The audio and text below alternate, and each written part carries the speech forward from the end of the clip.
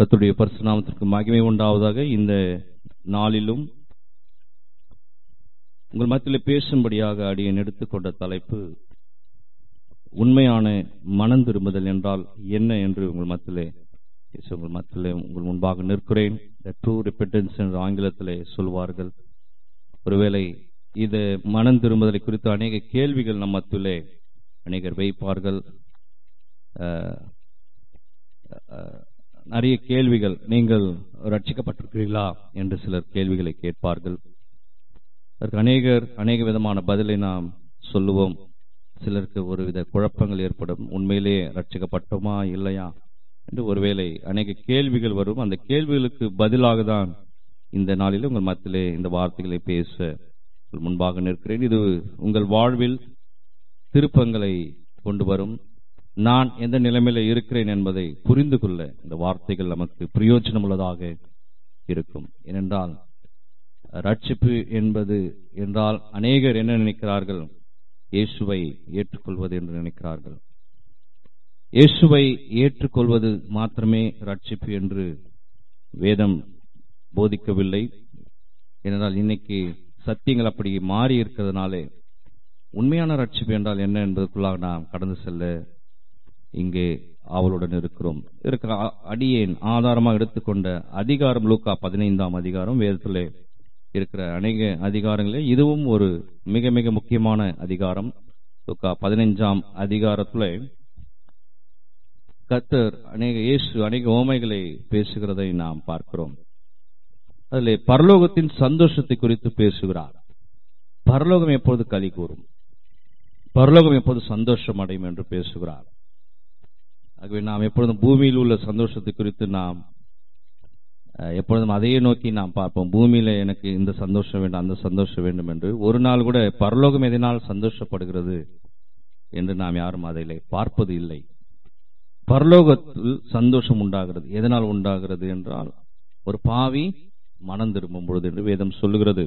இந்த இடத்துல 3 உவமைகளை அந்த அதிகாரத்தில் நாம் பார்க்கிறோம். காணாமல் போன ஆடு குறித்து பேசுகிறார், காணாமல் போன வெள்ளி காசை குறித்து பேசுகிறார், காணாமல் போன மகனை குறித்து பேசுகிறார்.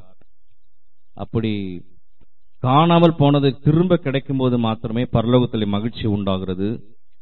காணாமல் போனது எனக்கு திரும்ப கிடைக்கிறது பார்க்கும் போதே எனக்கு ஒரு சந்தோஷம் உண்டாகுது. இப்போது நாம் எதையாவது தொலைத்து விட்டோம் என்றால் அது இருக்கும் பொழுது அந்த ஒரு மகிழ்ச்சி இருக்காது.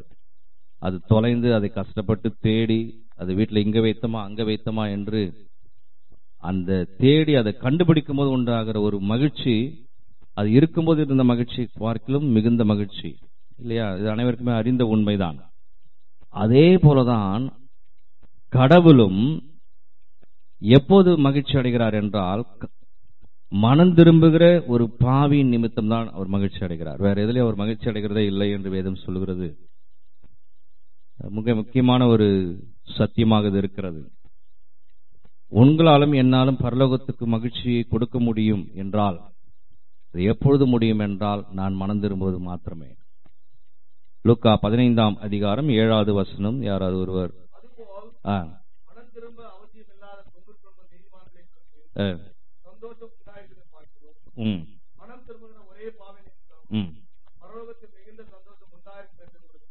பரலோகத்தில் மிகுந்த சந்தோஷம் உண்டாயிருக்கும் என்று உங்களுக்கு சொல்லுகிறேன். அது கூட சாதாரண சந்தோஷம் இல்லை. அவர் சொல்ற 99 நீதிமான்களினாலே ஒரு சந்தோஷம், அதுல உண்டாகிற சந்தோஷம் ஒன்றும் பெருசு இல்லை. ஆனால் ஒரு பாவி நிமித்தம், ஒரு பாவின்னா பாவியா இருக்கிறதுனால அவன் மனம் திரும்பும் பொழுது பரலோகத்தில் மிகுந்த சந்தோஷம் உண்டாகும் என்று சொல்கிறேன் என்று இயேசு சொல்லுகிறார். லூக்கா 15ஆம் அதிகாரம் 10வது வசனம். அதுபோல மனம் திரும்ப ஒரே பாவி நிமித்தம் தேவனுடைய தூதருக்கு முன்பாக சந்தோஷம் உண்டாயிருக்கு என்று உங்களுக்கு சொல்லுகிறேன். ஆகவே மிக முக்கியமான ஒரு சத்தியத்திற்குள்ளாக நாம் வந்திருக்கிறோம். இயேசு தன்னுடைய திருவாயிலிருந்து சொல்லப்பட்ட வார்த்தைகள் எப்பொழுது பரலோகம் சந்தோஷமாயிருக்கும். அப்ப நாம இந்த பூமியில சந்தோஷமா இருப்பதற்கு கடவுளை ஏற்றுக்கொண்டு இருக்கிறோம் என்று சொல்லுகிறோம். எதுக்கு இயேசுவை ஏற்றுக்கொண்டு? இப்போது வந்திருக்கிற புது கிறிஸ்தவர்களை நீங்கள் கேட்டுக்கொண்ட எதுக்கு இயேசுவை ஏற்றுக்கொண்ட என்றால் அநேக காரியங்களை சொல்வார்கள். என்னுடைய ஹெல்த், என்னுடைய தலைவலி, என்னுடைய வயிறு வலி, சரீர பலவீனம், அந்த வீடு, ஆசை, மெட்டீரியல் திங்ஸ், இது எனக்கு உண்டாகிற சந்தோஷங்கள். இதற்காக தான் நான் இயேசுவை ஏற்றுக்கொண்டேன் என்று சொல்வார்கள். ஆனால் ஒரு நாள் கூட பரலோகம் எப்போது சந்தோஷம் அடைகிறது என்று நாம் யோசிப்பது இல்லை. ஆகவே மனம் திரும்புகிற ஒரு பாவி நிமித்தம் பரலோகம் சந்தோஷம் அடைகிறது. இது ரட்சிப்பின் சுவிசேஷம்.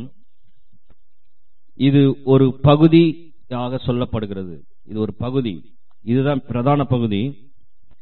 ரட்சிப்பின் சுவிசேஷம் இன்று இவாஞ்சலிக் மினிஸ்ட்ரி என்று சொல்லுகிறார்கள். அதுல இந்த பகுதியை சொல்லுகிறதே இல்லை. அதை ஒரு பகுதியை சொல்லிவிட்டு இன்னொரு பகுதியை சொல்லுகிறதில்லை. இன்று பேசப்படாத பகுதி எது என்றால் மனம் திரும்புதல்.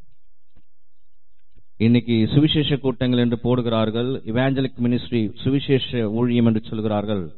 சுவிசேஷத்துக்காக ஸ்பெஷலிஸ்ட் ஊழியர்களா இருக்கிறாங்க நிறைய பேர். they are speaking one part, ஒரு பகுதியை பேசுகிறார்கள். பேசப்படாத பகுதி மனம் திரும்புதல். ஒரு பாவி மனம் திரும்ப வேண்டும் என்று யாரும் பேசுகிறது இல்லை. ஆனால் இங்கே இயேசு இதை பேசுகிறார். இயேசு இதைதான் பேசுவார். லூக்கா 15ஆம் அதிகாரம் 18வது வசனத்தில் சொல்லுகிறது, நான் எழுந்து என் தகப்பனிடத்திற்கு போய், தகப்பனே, ஃபர்ஸ்ட் அவன் கொண்டு வர பாயிண்ட், பரத்துக்கு விரோதமாகவும் உமக்கு விரோதமாகவும் பாவம் செய்தேன். அதான் மீனிங். அவன் எடுத்த உடனே அப்பா உனக்கு எதிராக தப்பு பண்ணிட்டுன்னு சொல்ல, முதல்ல பரலோகத்துக்கு எதிராக நான் தப்பு செய்தேன், பரத்துக்கு விரோதமாக. ஏன்? நான் பாவத்தில் இருக்கிறேன். அப்ப நான் பாவத்தில் இருக்கும் பொழுது பரலோகம் களி கூறுகிறது இல்லை, பரலோகம் சந்தோஷப்படுகிறது இல்லை. அதனாலதான் முதல் டிக்ளரேஷன் எப்படி சொல்றான், பரத்துக்கு விரோதமாக நான் பாவம் செய்திருக்கிறேன். அதுக்கப்புறம் தான் உலகத்துக்கே வராங்க. That is the real confession. அதுதான் உண்மையான மனம் திரும்புதல். 15:21 அதே வார்த்தை வருது. லூக்கா 15:21, குமாரன் தகப்பனை நோக்கி, தகப்பனே, பரத்துக்கு விரோதமாகவும் உமக்கு முன்பாகவும் பாவம் செய்தேன். வார்த்தைலாம் ரொம்ப ஆழமா படிக்க வேண்டும். அப்போ பரலோகத்திலே ஒரு பாவியாக இருக்கிற வரை பரலோகத்திலே களி கூறுதல் இல்லை. பரத்துக்கு விரோதமாக, முதலாவது பரத்துக்கு பரமண்டங்களுக்கு விரோதமாக நான் பாவம் செய்திருக்கிறேன், அதற்கு பிறகு உமக்கு முன்பாக நான் செய்திருக்கிறேன் என்றான். அப்போ மனம் திரும்பவில்லை என்றால் நாம் பரலோகத்திற்கு சந்தோஷத்தை கொண்டு வர முடியாது. பரலோகத்திலே களி கூறுதல் நடைபெறாது. பரலோகத்தில் என் மூலமாக பிரயோஜனம் ஒன்றும் இல்லை. அப்ப இன்றைய சுவிசேஷங்கள் கூட்டங்கள் எல்லாமே மருந்துக்கு கூட என்று சொல்வார்கள். மருந்துக்கு கூட மனம் திரும்புதல் என்ற வார்த்தையை பயன்படுத்துவதில்லை. இன்னைக்கு இருக்கிற கிறிஸ்தவ கூட்டங்கள், சுவிசேஷ கூட்டங்கள், நற்செய்தி கூட்டங்கள், இது மருந்துக்கு கூட நீங்கள் மனம் திரும்ப வேண்டும் என்ற வார்த்தையை பயன்படுத்துகிறது இல்லை. எப்பொழுதுமே ஆண்டவர் உன்னை தகுதிப்படுத்துவார், உன்னை ஆசீர்வதிப்பார். இதே சொல்லி சொல்லி சொல்லி மனம் திரும்புதல் என்ற வார்த்தை இன்றைய கிறிஸ்தவர்களுக்கு மறந்து போன வார்த்தையாக இருக்கிறது. அதான் உண்மை. அதனாலதான் இன்னைக்கு கிறிஸ்தவ கூட்டங்களிலே கிறிஸ்தவம் என்றால் வேற ஏதோ எதிர்பார்க்கிறார்கள், வேற ஏதோ காரியத்தை எதிர்பார்க்கிறார்கள். கிறிஸ்தவ கூடுகைகளில் என்றால் வேற ஏதோ கர்த்தர் எனக்கு செய்வார் எதிர்பார்க்கிறார்கள். they are not thinking about themselves, they are always thinking about the God. கடவுளை குறித்து யோசித்துக் கொண்டிருக்க, கடவுள் எனக்கு என்ன செய்வார், கடவுள் எனக்கு என்ன காரியம் செய்வார். ஒரு நாள் கூட கடவுள் என்னால் சந்தோஷப்படுகிறாரா என்று யோசிக்கிறது இல்லை. எப்போது என்னுடைய சந்தோஷத்தை தான் நான் யோசித்துக் கொண்டிருக்கிறேன். மனம் திரும்புதல் என்றால் நோ இன்ட்ரெஸ்ட். கிறிஸ்தவம் என்றால் ஏதேதோ பேசுகிறார்கள், ஆனா மனம் திரும்புதல் மையம், மனம் திரும்புதல் தான் மையம். இது இல்லாமல் ரட்சிப்பு இல்லை. அதுதான் இன்னைக்கு கொஞ்சம் ஆதாரமா பார்க்க போறோம். ஏன்னா அநேகர் கேட்கிறார்கள், ரட்சிக்கப்பட்டியா இல்லையா என்று கேட்கிறார்கள். அதுக்கும் பதில் சொல்ல முடியல. இந்த திருச்சபைக்கு போனா போயிடலாம், அப்படி போனா போல, நிறைய குழப்பங்களை பேசி கொண்டிருக்கிறார்களே ஒழிய இந்த ரியல் காஸ்பல் இதுதான் என்று சொல்வதற்கு இன்னைக்கு யாரும் அதை குறித்து பேசுவதில்லை. மனம் திரும்புதல் இல்லாமல் ரட்சிப்பு இல்லை. அடிப்படை கருத்தை என்று மறுக்கப்படுகிறது. அடிப்படை கருத்து, ரட்சிப்புக்கு ஆதாரமே மனம் திரும்புதல் தான். அதை விட்டுட்டு நான் ரட்சிக்கப்பட்டேன் என்று சொல்வதில் என்ன பிரயோஜனம் என்று தெரியவில்லை. லூக்கா 3ஆம் அதிகாரத்துல மனம் திரும்புதல் எவ்வளவு அவசியம் என்று இங்கே வேதம் சொல்லுகிறது. லூக்கா 3ஆம் அதிகாரத்துல மனம் திரும்புதல் எவ்வளவு அவசியம் என்று வேதம் சொல்லுகிறது. மனம் திரும்புதல் கிறிஸ்துவின் மேல் வைக்கிற விசுவாசம் அல்ல. மனம் திரும்பாமல் நீங்கள் கிறிஸ்துவின் மேல் வைக்கிற விசுவாசம் அது வீணான விசுவாசம். அது உங்களை பரலோகத்திற்கு கொண்டு சென்று சேர்க்காது. தயவு செய்து புரிந்து கொள்ளுங்கள். மனம் திரும்புதல் இல்லாமல் நீங்கள் கிறிஸ்துவின் மேல் வைக்கிற விசுவாசம் அது வீணான விசுவாசம். வீணான விசுவாசம். இன்னைக்கு நிறைய கிறிஸ்தவர்கள் ரட்சிப்பு என்றால் நான் கிறிஸ்துவை ஏற்றுக்கொள்வது என்று நினைத்துக் கொண்டிருக்கிறார்கள். I am accepting Christ, so I have got the salvation. இயேசுவை ஏற்றுக்கொண்டால் நான் ரட்சிக்கப்பட்டேன் என்று சொல்லுகிறார்கள். அது கிறிஸ்துவின் மேல் வைக்கிற விசுவாசம். அந்த விசுவாசம் போதாது என்று வேதம் சொல்கிறது. அந்த விசுவாசம் உங்களை பரலோகத்திற்கு அழைத்து செல்லாது. லூக்கா 3ஆம் அதிகாரத்தில் யோவான் ஸ்நானகன் யோர்தான் நதிக்கரை அருகே வசிக்கிறார். அவர் இயேசுக்கு முன்னோடி மனம் திரும்புதலுக்கான ஞானஸ்நானத்தையும் பாவ மன்னிப்பையும் குறித்து பேசினவர். அவர் இயேசுக்கு முன்னோடியாக வந்தவர். மனம் திரும்புதலுக்கான ஞானஸ்நானத்தையும் பாவ மன்னிப்பையும் குறித்து யோவான் ஸ்நானகன் பேசினார். ரட்சிப்பு என்பது என்றால் பாவத்திலிருந்து விடுதலை, பாவ மன்னிப்பை பெற்றுக் கொண்டவர்கள். இதுதான் ரட்சிப்பு என்றால். இங்கே வேதம் எங்கேயும் comfort life, better life, happy life என்றெல்லாம் சொல்லவில்லை. இன்றைய கிறிஸ்தவர்கள் பேசுகிறது போல நீங்க கிறிஸ்துவனிடத்தில் வந்தால் மிக சொகுசாக வாழ்வாய், ரொம்ப சந்தோஷமாக இருக்கலாம், ரொம்ப ஹாப்பியா இருக்கலாம், அதெல்லாம் உண்டுதான். ஆனால் அடிப்படை அதுக்கல்ல. அடிப்படை உன் பாவத்திலிருந்து நீ விடுதலையாகி இருக்கிறாயா, பாவ மன்னிப்பை பெற்றுக் கொண்டிருக்கிறாயா, அதுதான் அடிப்படை சத்தியம். இது பாவத்திலிருந்து விடுதலை குறித்து பேசுகிறது, பாவ வல்லமையிலிருந்து விடுதலை குறித்து பேசிக் கொண்டிருக்கிறது. யோவான் ஸ்நானகன் என்ன இங்க சொல்கிறார்? கடவுள் உங்களுக்குள்ளே சுத்தம் செய்ததின் அடையாளமாக வெளியே ஞானஸ்நானம் எடுங்கள் என்று சொல்கிறார்.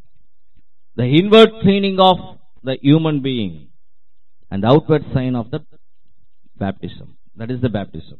உங்களுக்கு உள்ளே கர்த்தர் சுத்தம் செய்திருக்கிறார், அதை வெளியே அடையாளமாக, உங்களுக்கு உள்ளே நடந்த மாறுதலை வெளியே அடையாளப்படுத்துவதற்காக ஞானஸ்நானம் எடுங்கள் என்று யோவான் ஸ்நானகன் போதிக்கிறார். அப்படிதான் போதிக்கிறார் அவர், வேற எதுவும் போதிக்கல. அப்படின்னா என்ன அர்த்தம்? ஞானஸ்நானம் எடுக்க வர்றதுக்கு முன்னாடி கர்த்தர் என்னை உள்ளே சுத்தம் செய்து விட்டார், என் இருதயத்தை சுத்தம் செய்திருக்கிறார், எனக்குள்ளே வல்லமையை ஊற்றி இருக்கிறார். அது உள்ளே நடந்தது, அதற்கு வெளிப்புற அடையாளமாக நான் எடுப்பதுதான் ஞானஸ்தானம். இன்னைக்கு அப்படி எல்லாம் ஞானஸ்தானம் யாரும் எடுக்கிறது இல்லை. இன்னைக்கு ஞானஸ்தானம் எடுக்கிற மெத்தட் எல்லாம் மாறி போச்சு, எல்லாமே தலைகீழா போயின்னு இருக்குது. இன்னைக்கு யாரை எதையும் கேட்க முடியறது இல்ல. எதுக்கு ஞானஸ்தானம் எடுக்கிற? அடுத்த வாரம் கல்யாணத்துக்கு ஞானஸ்தானம் எடுக்கிற. உள்ள இறங்கி கடவுள் சுத்தம் செய்திருக்கிறார், அடுத்த வாரம் கல்யாணம் பண்ணிக்க. It's a wrong opinion. அப்படி எடுக்கிறவள் நிலைக்கிறது இல்லை. அப்படி எடுக்கிறவள் நீங்க வந்திருக்கணும். ஏன்? உள்ள ஒரு மாற்றமும் இல்லை. இட்ஸ் அவுட்வேர்ட் சைன் தான் நடந்து கொண்டு இருக்கிறது. யோவான் சன் இதான் பேசுறோம். மத்தேயு 3ஆம் அதிகாரம் 6வது வசனம் வாசிங்க. மத்தேயு 3:6.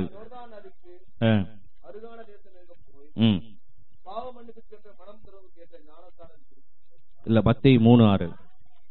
தங்கள் பாவங்களை அறிக்கையிட்டு யோர்தான் நதியில் எப்படி பெற்றார்கள்? தங்கள் பாவங்களை அறிக்கையிட்டு யோர்தான் நதியில் யோவான் ஸ்நானகனால் ஞானஸ்தானம் பெற்றார்கள். அப்போ சிலுவைநாதர் திருச்சபை அந்த தண்ணி தொட்டில இறங்கும் போது என்ன பண்ண எல்லாரும்? அதுதான் கரெக்ட் ஞானஸ்தானம். அதுதான் ஞானஸ்தானம். பாவங்களை அறிக்கையிட்டு அதுக்கப்புறம் எனக்குள்ளே கர்த்தர் செய்திருக்கிற மாற்றத்தை நான் வெளிப்புறம் நான் கொண்டு வருகிறேன். அப்ப ஏதோ ஒண்ணு எடுத்துட்டு வந்துட்டு போயிட்டு இருக்கிறது இல்ல. பாவங்களை அறிக்கையிடணும். அறிக்கையிடுகிறோம். அறிக்கை என்றால் கன்ஃபஸ் யுவர் சின்ஸ். அப்படிதான் யோவான் அங்க அப்படிதான் கொடுத்தார். யோவான் ஸ்நானகன் ஞானஸ்தானமோ இல்ல யோவான் ஸ்நானகன் ஞானஸ்தானம் கொடுக்கறதுனாலயோ இல்ல யோர்தான் நதியோ உங்களை சுத்தப்படுத்த முடியாது. நல்லா தெளிவா தெரிஞ்சுங்க. அது ஒரு அடையாளம், அவ்வளவுதான். சில பேர் அதுக்காக யோர்தான் நதியில போய் ஞானஸ்தானம் எடுத்துக்கொண்டு இருக்கிறார்கள். Some people are going. இங்க இருந்து பிளைட் பிடிச்சு அதுக்கு ஒரு புக்கிங் டிக்கெட்ஸ் நடந்துன்னு இருக்குது. ஓலி லேண்ட் டூர்னு சொல்லி இங்க இருந்து இஸ்ரேல் போயிட்டு அங்க போயிட்டு அங்க யோர்தான் நதியில ஞானஸ்தானம் எடுத்துடுறாங்க. யோர்தான் நதியில நீங்க ஞானஸ்தானம் எடுக்கிறதுனாலயோ இல்ல யோவான் ஸ்நானகனே திரும்ப கொடுக்கறதுனாலயோ இல்ல இன்னைக்கு உலகத்துல பிரசித்தி பெற்ற ஊழியர் உங்க தலையில அமைக்கி முடுக்கி எடுக்கிறதுனாலயோ don't think that your sins are washed. உங்கள் பாவங்கள் கழுவப்பட்டது என்று நினைக்காதீர்கள். அது வெளிப்புற அடையாளம் தான். உள்ளே நடக்க வேண்டிய ஒரு அடையாளம். அதன் அடையாளம் தான் இது ஞானஸ்தானம் என்று இங்கு வேதம் சொல்வது. அப்போ இது ஏதோ யோவான் ஸ்நானகன் தான் பிரதர் கண்டுபிடிச்சிருக்காரு, பழைய ஏற்பாட்டுல இப்படி கிடையாது அப்படின்னு நீங்க சொல்லலாம். இது யோவான் ஸ்நானகன் புதுசா வந்து ஒரு கான்செப்ட் வைக்கிறாரு, புதுசா வந்து ஒரு கான்செப்ட் வைக்கிறாரு. மனம் திரும்பிதான் ரட்சிப்புன்னு சொல்றாரு. அப்படி நீங்க நினைக்கலாம். இல்ல, இது பழைய ஏற்பாட்டின் பகுதியில் இருந்தே வருகிறது. இன்னைக்கு சில வசனங்கள் நான் உங்களுக்கு சொல்லுகிறேன். சங்கீதம் 32 எல்லாம் கொஞ்சம் பழைய ஏற்பாட்டை வேகமாக திருப்பிக் கொள்ளுங்கள். அங்கே இது அடையாளப்படுத்தப்படுகிறதை நாம் பார்க்கிறோம். சங்கீதம் 32, 1, 2.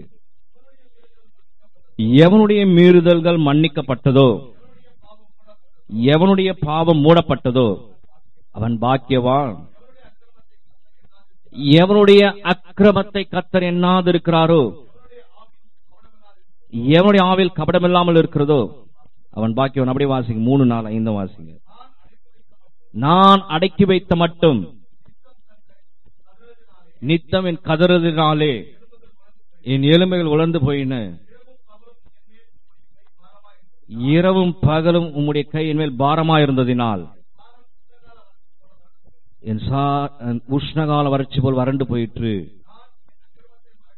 நான் என் அக்கிரமத்தை மறக்காமல் என் பாவத்தை உமக்கு அறிவித்து என் மீறுதலை கர்த்தருக்கு அறிக்கையிடுவேன் என்று தேவரீர் என் பாவத்தின் தோஷத்தை மன்னித்தீர். அப்போ இது மனம் திரும்புதலுக்கான அடையாளம். கடவுளிடத்தில் பாவங்களை அறிக்கை செய்து மன்னிப்பு கேட்பது. அப்பதான் அவர் அந்த பாவங்களை மூடுவார், அக்கிரமங்களை எண்ணாது இருப்பார் என்று கர்த்தருடைய வார்த்தை சொல்லுகிறது. அப்போ இயேசுவை நான் ஏற்றுக்கொள்கிறேன் என்றால், அப்போ நான் பிரதர் நான் ரட்சிக்கப்பட்ட பிரதர், என்ன இயேசுவை ஏற்றுக்கொண்ட பிரதர், இதுல இருந்து இதுல வந்துட்டேன் பிரதர் சொல்லிட்டு அப்படியே நான் பழைய குருடி கதவை திறடின்னு சொல்லுவது கிறிஸ்தவ வாழ்க்கை அல்ல. அது தவறான ஒரு போதனை. ஏன் கிறிஸ்துவை நான் ஏற்றுக்கொள்ள வேண்டும் என்றால், என் பாவங்களுக்காக அவர் மரித்தார். அப்ப நான் ஏற்றுக்கொள்ளும் பொழுது என்னுடைய பாவங்களை அறிக்கை செய்து, எனக்காக நீர் மரித்தீரே, எனக்காக நீர் அடிக்கப்பட்டீரே, இந்த பாவத்திற்காக நீ அடிக்கப்பட்டீரே என்று நான் அறிக்கை செய்யும் பொழுது மாத்திரமே ரட்சிப்பின் வல்லமை எனக்குள்ளே கிரியை செய்யும், மன்னிக்கிற வல்லமை எனக்குள்ளே கிரியை செய்யும். அதுவரை கடவுள் என்றால் எனக்கும் கடவுளுக்கும், அவர் அங்கே இருப்பார், நான் இங்க இருப்பேன், அவ்வளவுதான். Then only the power of the Holy Spirit will dwell into you. சும்மா நான் இயேசுவை ஏற்றுக்கொண்ட இது ஒண்ணு அதுல ஒண்ணு. இன்னைக்கு ரொம்ப குழப்பத்தில் இருக்கிறார். ஆனா பேக் டு மதர் ரிலிஜன் சொல்லிங்கிறாங்க. எப்படி பேக் டு மதர் ரிலிஜன்? என்ன எனக்கு அவங்க சொல்றதெல்லாம் நான் இதுக்கு முன்னாடி இப்படி இருந்தேன், இதுல வந்த உடனே இப்படி இருப்பேன்னு சொன்னாங்க, ஆனா இப்படியே தான் இருக்கிறேன். ஆனால் நான் மறுபடியும் என்ன பண்ணிடுறேன், மறுபடியும் தாய் மதத்துக்கு சென்று விடுறேன். That is a wrong gospel they have understood. ஏன்னா அப்படி தவறாக பிரசங்கம் பண்ணாங்க.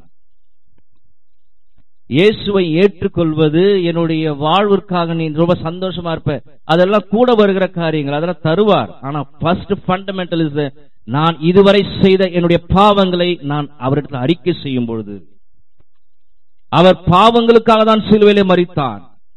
நீ 4 மாடி வீடு கட்டணுக்காக சிலுவையிலே மரிக்கவில்லை. கொஞ்சம் யோசிக்க வேண்டும். எதற்கு அவர் அடிப்படையில் அவர் அடிக்கப்பட்டார்? பாவிகளை ரட்சிக்க கிறிஸ்து உலகத்தில் வந்தார்.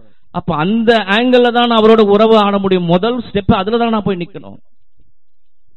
அவனுடைய பாவங்களை நான் அறிக்கை செய்து நான் அவரிடத்துல இரக்கம் பெறும்பொழுது எனக்குள்ளே, அப்பதான் அவருடைய ரட்சிப்பின் வல்லமை எனக்குள்ளே கிரியை செய்யும். அதுதான் உண்மையாக ரட்சிக்கப்படுதல். I am saved in this world. அதை விட்டுட்டு எதையெல்லாம் பண்ணி கிறிஸ்தவ வாழ்வு என்றால் என்னவென்று தெரியாமல் தலைகீழாக சுற்றி கொண்டு நானும் கிறிஸ்தவ நீயும் கிறிஸ்தவன் சொல்லி இன்னைக்கு we are bringing the quantity Christians, not the quality Christians. இன்னைக்கு ஊர் ஃபுல்லா எங்க ஊர் ஃபுல்லா கிறிஸ்தவ ஊர் தாங்க. என்ன பிரயோஜனம்? அதே பாவத்தை செஞ்சுட்டு இருக்கிறேன். சங்கீதம் 51 வாசிங்க. சங்கீதம் 51, 1, 2. தேவனே உமது கிருபையின்படி எனக்கு இறங்கும்,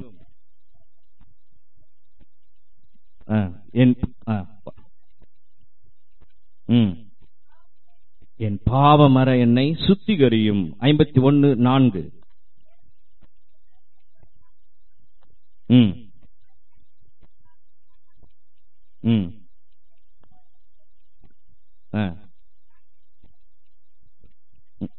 இதை நான் அறிக்கை எடுக்கிறேன். எதை அறிக்கை எடுக்கிறார்? நான் யார் யாருக்கு விரோதமாக நான் பாவம் செய்தேன் என்பதை அறிக்கை. நம்முடைய ஜெபங்கள் ஒரு நாள் இப்படி கிடையாது. அப்படியே திருச்சபைக்கு வந்தாலும் பாவ அறிக்கை என்றால் காமன் பாவ அறிக்கை. காமன் பாவ அறிக்கைனா எல்லாரும் கண்ணை திறந்து அப்படியே அதை ஒப்பிச்சுட்டு போறது, அது ஒரு அறிக்கை. அது புக்கு திறந்தா அப்படியே மனப்பாடம் ஒப்பிச்சுட்டு தலையை சொரிஞ்சுக்கின்னு பேன் நோண்டிக்கின்னு குழந்தைய தலைமையில அடிச்சுக்கின்னு, அது ஒரு பாவ அறிக்கையா? அது இவன் எலும்புகள் உஷ்ணமாகிறது, அவன் சொல்ற சங்கீதக்காரன், எலும்பு உஷ்ணமாகிறது, ராப்பகல் முதல் அழுகிறேன். That is a real confession to the God. நம்ம அப்படி அழுது நான் ஜெபம் பண்ணுகிறோம், அப்படி அழுது பாவத்துக்காக நான் ரொம்ப பிரதர் இன்னைக்கு காலையில இருந்து நான் கண்ணீரோடு தான் இருந்தேன் பிரதர், இப்படி ஒரு பாவம் செஞ்சுட்டேனே, இதுக்காக நான் கண்ணீரோடு கர்த்தருடைய சமத்துல காத்திருந்தேன் என்று சொல்லுகிற கிறிஸ்தவர் ரொம்ப அபூர்வம். கண்ணீரோடு ஜெபம் பண்ண பிரதர், எதுக்கு? என் பிள்ளை கல்யாணம் ஆகணும் பிரதர், என் பொண்ணு கல்யாணம் ஆகணும். அது கோயில் பக்கமே வந்திருக்காது. இதுக்கு நான் கண்ணீரோடு கர்த்தருடைய சமத்துல வாங்க உபவாசித்து ஜெபம் பண்ணுங்க. எதுக்கு? இதுக்கு we are not understand the Bible. சரியாக புரிந்து கொள்ள சங்கீதம் 51:14-17 வாசிங்கள். தேவனே என்னை ரட்சிக்கும் தேவனே, ரத்த பழிகளை என்னை நீங்களாக்கிவிடும், அப்போது என் நாவு உம்முடைய நீதி கம்பீரமாய் பாடும். ஆண்டவரே என் உதடுகளை திறந்தருளும். சங்கீதம் 51:14-17. நொறுங்குண்ட ஆவிதான் தேவனே, நொறுங்குண்டதும் நறுங்குண்டதுமான இருதயத்தின் நீர் புறக்கணியீர். இந்த மாதிரி இருதயத்தை தான் அவர் நேசிக்கிறார். எது? கன்ஃபஸ் பண்ற அந்த இருதயம், நொறுங்குண்ட இருதயம் ஆண்டவருடைய சமூகத்தில் வரும் பொழுது, ஆண்டவரே என்னுடைய பாவங்களை நீர் மன்னியும் ஆண்டவரே. That is a real confession. அந்த நொறுகுண்ட நறுகுண்ட இருதயத்தை தான் கர்த்தர் விரும்புகிறார் என்று சங்கீதக்காரன் எழுதுகிறார். அப்போ மனம் திரும்புதல் என்றால் என்ன? பாவங்களை அறிக்கை செய்தல். அறிக்கை செய்கிறதா மனம் திரும்புதல். ஏசாயா வெறும் சங்கீதக்காரன் மாதிரி ஏசாயா தீர்க்கதரிசி எழுதுகிறார். ஏசாயா 1:4, 5, 6. ஐயோ பாவமுள்ள ஜாதியும் அக்கிரமத்தால் பாரம் சுமந்த ஜனமும் பொல்லாதவரின் சந்ததியும் கேடு உண்டாக புத்திரமாயிருக்கிறார்கள்.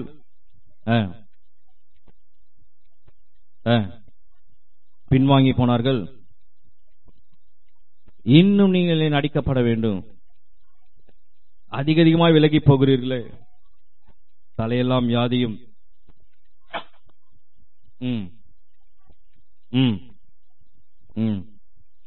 அதில் சுகமில்லை, காயமும்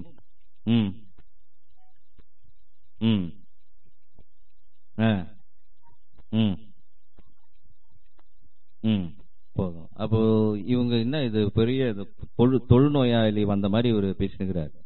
தலை முதல் கால் வரை சீழ்பிடிச்சி சொறி பிடிச்சி ரணங்கலமா இருக்குது. என்னன்னா பாவம் செஞ்சுனுக்கிறாங்க.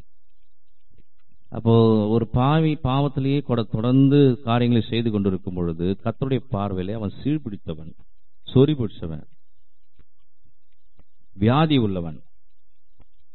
இதெல்லாம் வந்தாதான் இல்ல, கர்த்தருடைய பார்வையில் அப்படிதான் இருக்க. ஏன் நீங்கள் இன்னும் சாக வேண்டும், ஏன் நீங்க விலகி போறீங்க, இப்படிதான் ஏசாயா எழுதுறார். This is the method Bible is telling. அப்ப என்ன, இந்த பாவத்துக்கு மருந்து இயேசு சிலுவையிலே தொங்கி இருக்கிறார். அப்ப நான் அவரை ஏற்றுக்கொள்ளும் போது இதன் அடிப்படையில தான் நான் ஏற்றுக்கொள்ள வேண்டுமே ஒழிய வேற கோணத்துல ஏற்றுக்கொள்ள கூடாது. வேற கோணத்துல எனக்கு சுவிசேஷம் சொன்னாங்க, இயேசுதான் ரொம்ப நல்ல தெய்வம், நல்ல தெய்வம் தான் இல்லைன்னு சொல்ல, எனக்கு இதை கொடுப்பார், அதை கொடுப்பார், அதை கொடுப்பார், அதை கொடுப்பார். இதுக்கு இது செகண்டரி. இயேசுவை அடிப்படையாக ஏற்றுக்கொள்ள வேண்டியவர்கள் முதலாவது மனம் திரும்ப வேண்டும். ஏசாயா 1:16, 1:16. உங்களை கழுவி சுத்திகரியுங்கள், உங்கள் கிரியைகளின்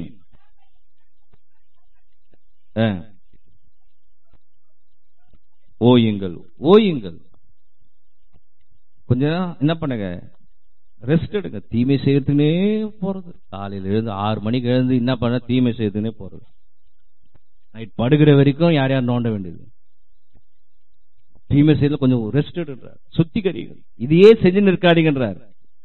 அது சொல்லித்தான் ஏசாயா 1:18 சொல்றாரு, அது எவ்வளவு பாவமா இருந்தாலும் சரி உறைந்த மழையை போல வெண்மையாய் நான் மாற்றுவேன் என்று சொல்லுவார். அப்ப நீங்க கர்த்தரிடத்துல வரும்போது ஃபர்ஸ்ட் ஸ்டெப்பே யோவான் ஸ்நானகன் அங்க எதுக்கு சொல்றாரு, மனம் திரும்பி உங்க பாவ மன்னிப்புக்காக நீங்க ஞானஸ்நானம் எடுங்கன்னு சொல்றாரு.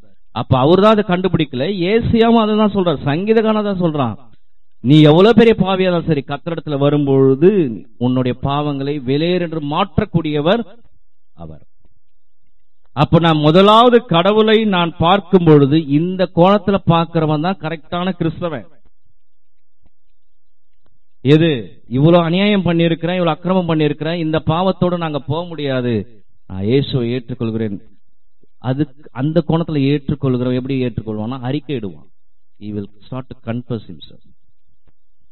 நான் பிறந்த நாள் முதல் என்று என்னை கர்த்தர் தேடி வருகிறாரோ அந்த நாள் வரை நான் செய்த பாவங்களை மனக்கண்கள் முன்பாக கொண்டு வந்து அறிக்கை செய்து ஆண்டவரே என்னை மன்னிங்க சொல்லு. அப்படி ஏற்றுக்கொள்ளுகிறவன் ஒரு பாவம் பின்னால் அவனால் துணிந்து செய்ய முடியாது, மறந்து செய்யலாம், அதிலே நிலைத்திருக்க மாட்டான். அவன் தான் உண்மையான கிறிஸ்தவன். அவனுக்கு நான் பைபிள் சரியா பிரீச் பண்ண புரியும். எந்த கோணத்துல எப்படி உங்க கிறிஸ்தவன் ஆனானே தெரியல. திருச்சபையில ஒவ்வொருத்தவங்க ஒரு ஆங்கிள் உட்காந்துக்கிறான், ஒவ்வொருவரும் ஒரு ஆங்கிள் உட்காந்துக்கிறாங்க. நான் யாருக்கு என்ன பிரசங்கம் பண்றது?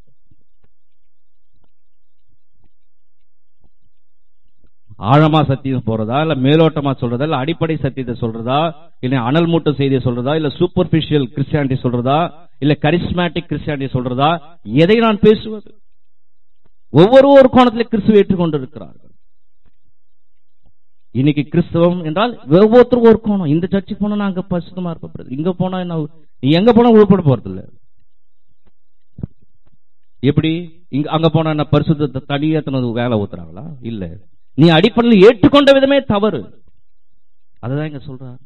எவ்வளவு பெரிய பாவியானாலும் உறைந்த மழையை போல உன்னை மாற்றுவேன் என்று சொல்லுகிறார். That is the gift of the God. அதுதான் அவருடைய கிருபையின் வரம். ஏசாயா 55 அதிகாரம் 6வது வசனம் 7வது வசனம். ஏசாயா 55 6 7. கர்த்தரை கண்டடைய சமயத்தில் அவரை தேடுங்கள், அவர் சமீபமாய் இருக்கையில் அவரை நோக்கி கூப்பிடுங்கள். துன்மார்க்கன் தன் வழியையும் அக்கிரமக்காரன் தன் நினைவிலும் விட்டு கர்த்தரிடத்தில் திரும்ப கடவன், அவர் அவன் மேல் மனதுருகுவார், அவர் மன்னிக்கிறதற்கு தயை பெருத்திருக்கிறார். அப்பதான் சொல்றேன், நீங்க கன்ஃபெஷன் பண்ணி அவரை ஏற்றுக்கொள்ளும் பொழுது அப்பதான் அவருடைய மன்னிக்கிற வல்லமை என்னன்னு தெரியும், அவருடைய ரட்சிப்பின் வல்லமை என்னன்னு தெரியும், பரிசுத்தனுடைய வல்லமை என்னன்னு தெரியும். நான் வேற ஒரு கோணத்துல போயிட்டு, அவர் ஒரு கோணத்துல உன்னை கூப்பிடுறாரு, நீ வேற ஒரு கோணத்துல போயிட்டு ஆண்டவரே நீர் எனக்கு செய்ய இதை செய்ய இதை செய்ய, கண்ணீரின் ஜபத்துக்கு பதில் கூட. எது கண்ணீர் விடுற? நீ உன் பாவத்துக்கு ஒரு நாள் கண்ணீர் விட்டுருக்கியா? விட்டுருக்க மாட்டேன். உனக்கு கால் வலின்ட்டு நீ உட்காந்து அழுது இருப்ப. முதல்ல இதை கன்ஃபஸ் பண்ண, அது ஆட்டோமேட்டிக்கா போகும். அப்படிதான் பைபிள் சொல்லுது. நான் சொல்றேன், பைபிள் அப்படிதான் சொல்றேன். இயேசுவை ஏற்றுக்கொண்ட பிரதர், அப்புறம் வாழ்க்கை ஒண்ணுமே அப்படியேதான் இருக்கும். நான் சொல்றேன், அதோட மோசமான இருக்க பாரு. எதுக்கு ஏற்றுக்கொண்ட, எதுக்கு அவரு தருவாருன்னு பார்த்தா தரமாட்டாரு. உன் பாவத்தை மன்னித்து நீ ஏற்றுக்கொண்டிருக்கிறாயா, உன் பாவத்தை அறிக்கை செய்து நீ ஏற்றுக்கொண்டிருக்கிறாயா? That is the root cause. அதுதான் அடிப்படை சத்தியம் என்று வேதம் சொல்கிறது. யோனா தீர்க்கதரிசி அதை தான் சொல்லுவோம். யோனா 3ஆம் அதிகாரம் 5வது வசனம். யோனா 3:5 3:8 வாசிங்க. ஒருத்தர் எசேக்கியேல் 18ஆம் அதிகாரத்தை எடுத்துக்கொள்ளுங்கள். யோனா 3:5. பெரியோர் முதல் சிறியோர் மட்டும் வாசிங்க. அப்போ நினிவேயில் உள்ள ஜனங்கள் தேவனை விசுவாசித்து உபவாசம் செய்யும்படி கூறினார்கள், ரெட்டுடுத்திக் கொண்டார்கள். 3:8 வாசிங்க.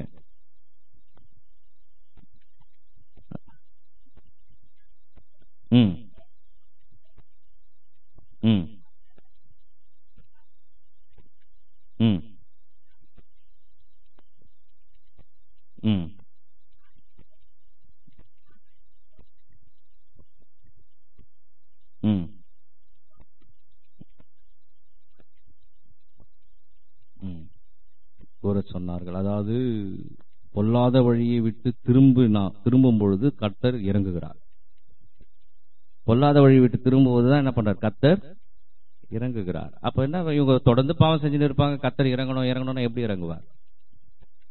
அதுதான் சத்தியம். எசேக்கியேல் 18:30. எசேக்கியேல் 18:30.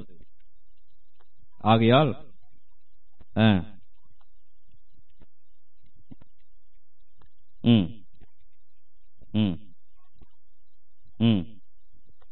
மனம் திரும்புங்கள், எல்லா மீறுதலை விட்டு திரும்புங்கள், மனம் திரும்புங்கள், மீறுதலை விட்டு திரும்புங்கள். போதும். எசேக்கியேல் 33:19 வாசிங்க. இது அத்தனை பழைய ஏற்பாட்டில் இருக்கிற அடிப்படை சத்தியம். எசேக்கியேல் 33:19.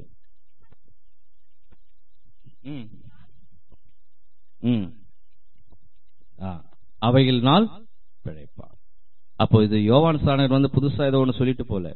யோவான் ஸ்நானகர் தான் பிரதர் மனம் திரும்பணும், இல்ல அப்படியே ஏத்துக்கலாம் இயேசுவை, இவரு தான் புதுசா ஒரு கான்செப்ட் சொன்னாரு அப்படின்னு நிறைய பேர் நினைச்சிருக்காங்க. வெறும் இயேசு ஏத்துக்கினா போதும், யூ கேன் அக்செப்ட் கிரைஸ்ட், இயேசு என் சொந்த ரட்சகராக ஏற்றுக்கொண்டு. எத்தனை பேர் ஏற்றுக்கொண்டீர்கள்?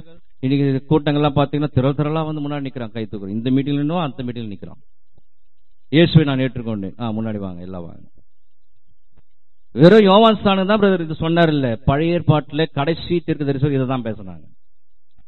உன் பாவங்களை விட்டுவிடு, மனம் திரும்பு, அக்கிரமத்தை மறுபடியும் செய்யாத, அப்பதான் கடவுள் உன்னோடு கூட வாசம் செய்வார். அதை அறிக்கை செய்யு, மனஸ்தாபப்படு, இதுதான் சத்தியம். This is the gospel. அப்ப பழைய ஏற்பாட்டில் கடவுளுக்கு நமக்கு உறவு வேண்டும் என்றால் பாவத்திலிருந்து விடுதலையாக வேண்டும், அறிக்கை செய்ய வேண்டும். அந்த பாவங்களை விட்டு விடும் போது மாத்திரமே கடவுள் நம்மோடு கூட உறவாட விரும்புகிறார். அதுதான் மனம் திரும்புதல். இப்ப இந்த பின்னணியோடு கூட அப்ப மனம் திரும்புதல் வேற எதுவும் நினைச்சுக்காங்க. மனம் திரும்புதுன்னா இதுக்கு முன்னாடி நான் விக்கிரகத்தை வணங்கியிருந்தேன், இப்ப நான் இயேசு வணங்குறேன், இது மனம் திரும்புதல் என்று நினைத்துக் கொண்டிருக்கிறார்கள் நிறைய கிறிஸ்தவர்கள். இதுக்கு முன்னாடி நான் மாரியம்மா வணங்கியிருந்தேன், இப்ப மேரியம்மாக்கு போயிட்டேன், அதுவும் தப்பு. அது அதை விட கொடுமை. இதுக்கு முன்னாடி நான் சிலையை வணங்கியிருந்தேன், இப்ப உயிருள்ள தெய்வமான இயேசுவை வணங்குறேன், இதுதான் மனம் திரும்புதல் நினைக்கிறார். இது அல்ல மனம் திரும்புதல் என்றால் என்னுடைய பாவங்களை நான் அறிக்கை செய்து விட்டு விடுவதுதான் மனம் திரும்புதல். இதுதான் சத்தியம். இந்த பின்னணியோடு கூட இப்ப லூக்கா 3ஆம் அதிகாரத்துக்கு வருவோம். அப்ப உங்களுக்கு இன்னும் நல்லா புரியும். பழைய ஏற்பாட்டில் தீர்க்கதரிசி இப்படிதான் பேசினார். லூக்கா 3:7 வாசிங்க.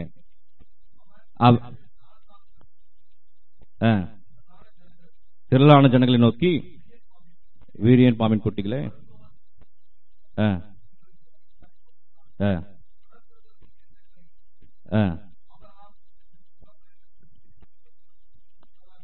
லூக்கா 3:7 பாவ மன்னிப்புக்கென்று மனம் திரும்புவதற்கு ஏற்ற ஞானஸ்நானம், அதெல்லாம் பேசுறாரு. அப்போ பாவ மன்னிப்புக்கென்று மனம் திரும்புவதற்கு ஏற்ற ஞானஸ்நானம் பெற்றுக் கொள்ளுங்கள். 6 வாசிங்க. சாரி,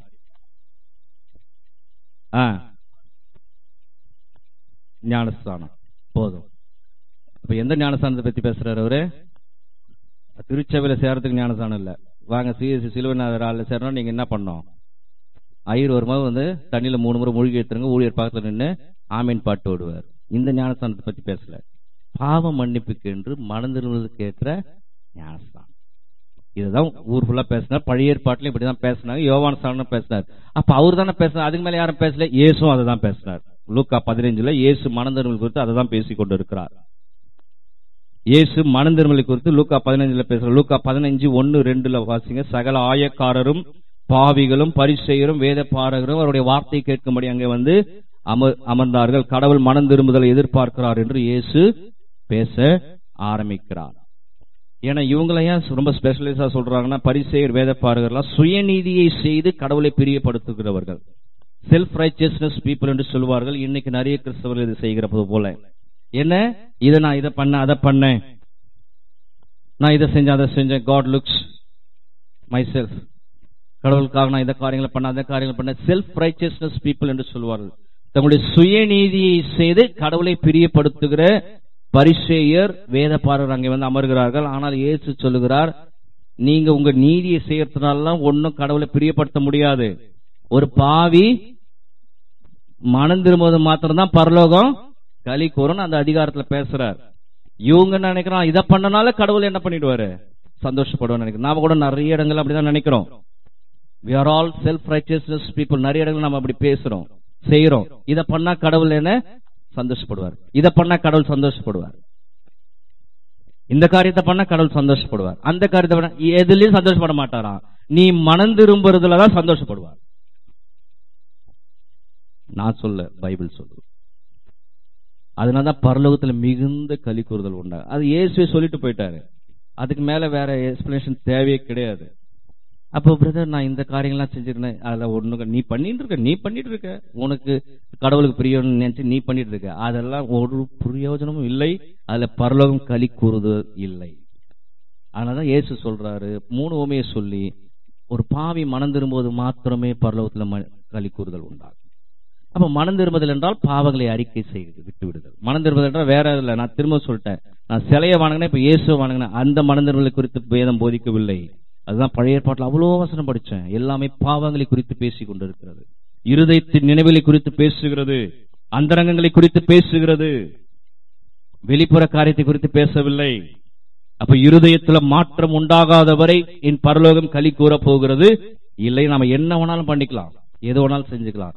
கர்த்தருடைய நாமத்திலே, கர்த்தருடைய பார்வையில் அதெல்லாம் அருவருப்பான காரியங்கள் என்று வேதம் சொல்கிறது. ஏசாயா 40ஆம் அதிகாரம் 3 முதல் 5 வசனத்திலே, வனாந்தரத்திலே சத்தம் உண்டாயிற்று என்று ஏசாயா தீர்க்கதரிசி எழுதுகிறார். ஏசாயா 40ஆம் அதிகாரம் 3 முதல் 5 வசனங்கள் தீர்க்க தரிசன வார்த்தையாக யோவான் ஸ்நானகனை குறித்து எழுதுகிற வார்த்தை அது.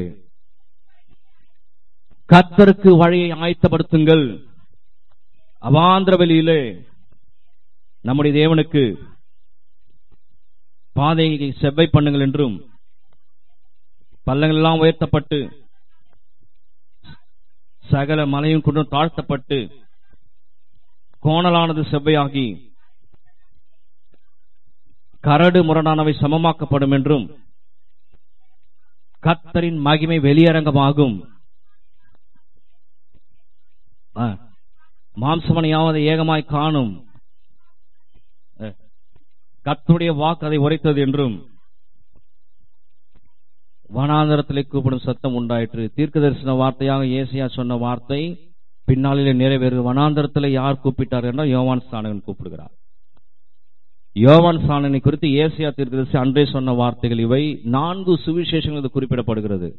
யோவான் ஸ்நானகன் வனாந்தரத்திலிருந்து தான் வார்த்தையை போதித்தார். மத்தேயு 3:3, மத்தேயு 3ஆம் அதிகாரம் 3ஆம் வசனம், மத்தேயு 3:3, கர்த்தருக்கு வழி ஆயத்தப்படுத்துங்கள், அவருக்கு பாதைகளை செவ்வைப்படுத்துங்கள் என்று உண்டென்று ஏசாயா தீர்க்கதரிசினால் சொல்லப்பட்டவன் இவனே. யாரு? யோவான் ஸ்நானகன். அப்போ இந்த மனம் திரும்புதல் என்பது இதோ யோவான் ஸ்நானகன் புதுசா கண்டுபிடிச்ச கான்செப்ட் இல்ல. இது பழைய ஏற்பாட்டிலிருந்து ஆண்டவர் சொல்கிற வார்த்தை. யோவான் ஸ்நானகன் இயேசுக்கு முன்பாக வந்தவர், அவரும் அதை தான் பிரசங்கம் பண்றாரு, இயேசு அதை தான் சொல்றாரு. அப்போ மனம் திரும்புதல் என்பது மிக முக்கியம். காஸ்பலே அதுதான் மையம். ஆனா நீங்க அதை ஃபுல்லா கம்ப்ளீட்டா எடுத்து வெளியே வச்சுட்டு வேற ஏதோ பேசினுக்கிறாங்க. ஆண்டவர் வா உனக்கு தலைவலி சரி பண்ணுவார், அமுத்தாஞ்சன் போட்டு அனுப்புவார். இடுப்பு வலினா இந்த சைடு வா, அந்த சைடு நான் உன்னை தொட்டு ஜெபம் பண்றேன், இந்த சைடு தொட்டு ஜெபம் பண்றேன், இந்த சைடு முட்டி ஜெபம் பண்றேன். ஐடெக்ஸ் ஆண்டவர் தடவுவார், நான் அமுத்தாஞ்சன் தேடி தடவுவேன். நீ எப்படி வேணாலும் வாழ்ந்து நிற்கலாம், ஆண்டவர் உன் மேல மகிமை போடுவார். போய் நரகத்துல போய் நிக்க போறோம் எல்லாருமே. பேசணும்னு நிப்பான், அதை கேட்டு அது வரை செஞ்சணும் நிப்பான். பாவத்தை குறித்து பாவம் அப்படியேதான் இருக்கு பிரதர். அப்ப எது திருச்சபைக்கு எதுக்கு என்ன பர்பஸ்? இன்னைக்கு விசுவாசிகளே ஒரு இதை ஒழுங்கா செய்யறது இல்லை. ஏன் நீ என்ன சொன்னா கேக்குது? இருமாப்பு அது ஒரு பெரிய பாவம், அகந்தை ஒரு பாவம், பெருமை ஒரு பாவம், இச்சை ஒரு பாவம். ஒரு நாளாவது அதுக்கு கண்ணீர் விட்டு ஆண்டவரே உம்முடைய சமூகத்தில் தாவீது அழுகிறது போல என் சரீரம் எல்லாம் உஷ்ணமாச்சு, என் எலும்புகள் எல்லாம் உஷ்ணமாச்சு. அப்படி யாரும் கண்ணீர் விட்டு ஜெபித்து அழுகிறது இல்லை. கண்ணீர் ஜெபம் என்றாலே ஒண்ணு தேசத்துக்கு போயிடுறது, இல்லைன்னா வீட்டில் நல்ல காரியம் நடைபெறணும். ஆண்டவருடைய சமூகத்தில் அழுது ஜெபம் பண்ண எதுக்கு? ஆண்டவர் எனக்கு 50,000 தேவையை கர்த்தர் சந்திக்க வேண்டும். அப்புறம் கர்த்தர் 60,000 ரூபாய் கொடுத்தார். 10,000 ரூபாய் ஆண்டவருடைய சமூகத்தில் நான் கொடுத்து விடுகிறேன். இது ஜெபம் பண்ண ஊழியக்காரருக்கு கர்த்தருடைய மகிமை உண்டாவதாக. இதுக்குதான் கண்ணீரோடு ஜெபம் பண்ண சொன்னார் ஆண்டவர். போய் உனக்கும் குமாரத்துக்கு ரட்சிப்பு நிறைவேற வேண்டும் பிரயாசப்படுங்கள், எருசலேம் குமாரத்துக்களை பார்த்து சொல்லுவார். ரட்சிப்புனா விளையாட்டா இருக்குது. நான் இயேசுவை ஏற்றுக்கொண்டேன். என்ன பேசினார்? மனம் திரும்புதலை குறித்து பேசினார். மத்தேயு 3:3 சொல்லப்பட்டவர் இவர்தான், எவ்வளோ ப்ரீ பிளான்டா எத்தனை வருடங்கள் ஆனாலும் சத்தியத்தை மாறாமல் வேதம் அழகாக போதிக்கிறது. இயேசுவினுடைய வந்த நோக்கம் இதுதான் என்று வேதம் தெளிவாக சொல்றது. ஆனா நாம் மறந்து வேற வேற சத்தியங்களை பார்த்து கொண்டிருக்கிறோம். லூக்கா 3ஆம் அதிகாரம் 3, 4, 5 தேவனுடைய ரட்சிப்பை லூக்கா 3, 4, 5. அப்போது கர்த்தருக்கு வழி ஆயத்தப்படுத்துங்கள், அவருடைய பாதைக்கு செவைப்படுத்துங்கள். பள்ளமெல்லாம் நிரப்பப்படும், சகல மலைகளும் குன்றுகளும் தாழ்த்தப்படும், கோணலான செவ்வையாக்கும், கரலான சமமாக்கப்படும் என்றும். அங்க ஏசியால் என்ன பகுதியை வாசித்தமோ அதே பகுதியை தான் இங்கேயும் சொல்கிறார்கள். அவர் வழியை ஆயத்தப்படுத்துகிறவர். அப்ப யாராவது தலைவர் வருகிறார் என்றால் முன்பே ஆயத்தம் செய்வது. இது இஸ்ரவேல் தேசத்துல இது மிகப்பெரிய வேலை. அந்நாட்டுக்கு ரோடு சரியா கிடையாது. இன்னைக்கு இந்தியாவில் இன்னைக்கும் ரோடு சரியா கிடையாது, அது வேற விஷயம். இஸ்ரேல் அன்னைக்கு ரோடு சரியா கிடையாது. யாராவது வராங்கன்னா ஆயத்தப்படுத்துவார்கள். அதனால இந்த அதிகாரத்தை இந்த கோணத்துல எழுதுகிறார்கள். அப்போ யாரோ ஒருத்தர் உள்ள வரத்துக்காக ஒரு ரோடை எப்படி ஆயத்தம் செய்கிறோமோ, ரட்சிப்புனா என்னன்னு கரெக்டா இன்னும் தெளிவா உங்களுக்கு எக்ஸ்பிளைன் பண்றேன். அப்ப யாரோ ஒருவர் வருவதற்காக எப்படி ரோட ஆயத்தம் செய்கிறார்களோ அந்த கோணத்துலதான் அதை எழுதியிருக்கிறார்கள். இப்ப பள்ளங்கள் எல்லாம் நிரப்பப்படணும், கரடு முறை சமமாக்கப்பட வேண்டும், இது செய்யணும், சமமாக்கணும். அப்படின்னா என்னன்னா, this is not the physical highway. இது ஆவடி பருத்திப்பட்டு ரோடு இல்ல, இது இதயங்களை சுத்தம் செய்வது, இதயங்களை சமப்படுத்துவது. அததாங்க எழுதுறாரு. அப்போ மேசியா உனக்குள்ளே வரப்போகிறார், மேசியா உனக்குள்ளே வரப்போகிறார் என்றால் உன் இதயத்தை நீ என்ன பண்ணணும்? சுத்தப்படுத்த வேண்டும். சுத்தப்படுத்த நீ ஒன்னும் செய்ய முடியாது. இதுவரை செய்த பாவங்களை நீ அறிக்கை செய்த போது மாத்திரமே கடவுள் உனக்குள்ளே வந்து வாசம் செய்ய ஆரம்பிப்பார். That is a real salvation. இதுதான் உண்மையான ரட்சிப்பு. என்னைக்காவது ஒரு நாள் நம்முடைய பாவங்களை விட்டு விட்டு கடவுளத்தில் மறந்துடும், இதெல்லாம் நம்ம யோசிக்கிறதே இல்லை. அப்படின்னா என்ன அர்த்தம்? உங்கள் பாவங்களை விட்டு விட்டு கடவுளை நோக்கி பாருங்கள். ஆண்டவரே, இவ்வளவு காலம் இப்படி வாழ்ந்த, இதுதான் கரடு முரடான உள்ளம். அநேகர் இதை லிபரேஷன் தியாலஜில போட்டு ஏழை பணக்காரனா என்ன, பணக்காரன் ஏழையான எல்லாம் சமமானவன் அப்படியும் பிரசங்கம் பண்ணுகிறாங்க. அந்த பிரசங்கம்னா ஏசியால இருக்கிறது ஒட்டு வராது. பைபிளை சரியா படிக்கணும். உள்ளம் கரடு முரடாக இருக்கிறது, பள்ளம் இருக்கிறது, அது உள்ள பெருமை இருக்கிறது, அகம்பாவம் இருக்கிறது, ஆணவம் இருக்கிறது, இச்சை இருக்கிறது, கர்த்தருக்கு கீழ்ப்படியாத எண்ணம் இருக்கிறது. இதெல்லாம் சரி பண்ண, எப்படி சரி பண்றது?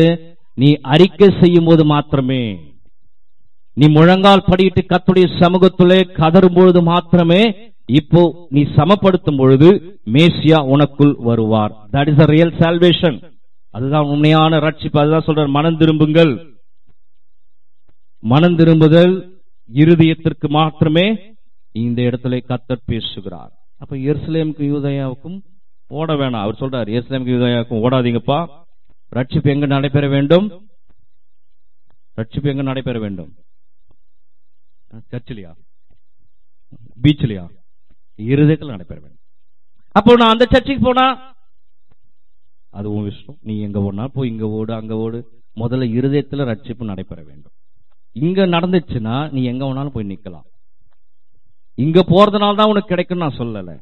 அதுதான் இவரும் சொல்றாரு, எருசலேமுக்கு யூதேயாவுக்கும் ஓடாதீங்கப்பா, எருசலேமுக்கு யூதேயாவுக்கும் ஓடாதீங்க. யோவான் சொல்றார், ரட்சிப்பு இருதயத்துல நடைபெற வேண்டும். பள்ளங்கள் எல்லாம் சமமாக்கப்பட வேண்டும், கரடு முரடுகள் சமமாக்கப்பட வேண்டும், கோணலானவைகள் செவ்வையாக்கப்பட வேண்டும். உங்கள் பொல்லாத வழியை விட்டு திரும்புங்கள், உங்கள் இருதயம் சரி செய்யப்பட வேண்டும். அப்ப எல்லாமே இந்த இடத்துல இருக்கிறது.